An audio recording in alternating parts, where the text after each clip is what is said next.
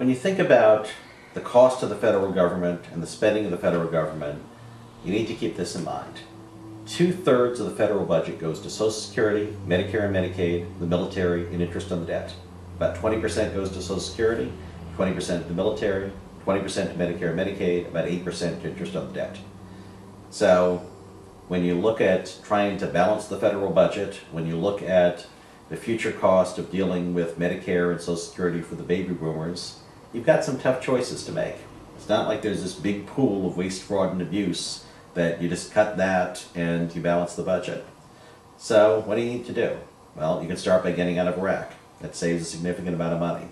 120, 150 billion out of a $3 trillion budget. It's not like it saves half the budget, but it's significant.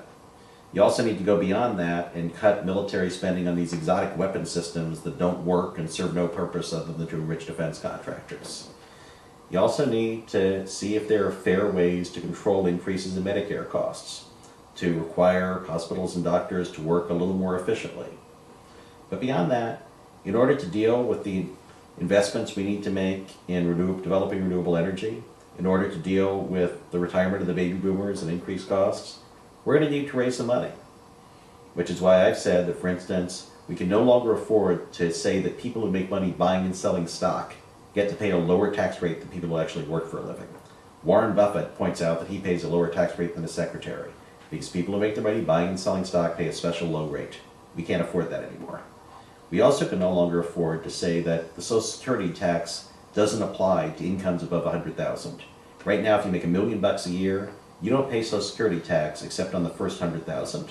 We can't afford that kind of thinking anymore. So we need to recognize that balancing the federal budget is going to be difficult, and somebody's going to have to make some sacrifices.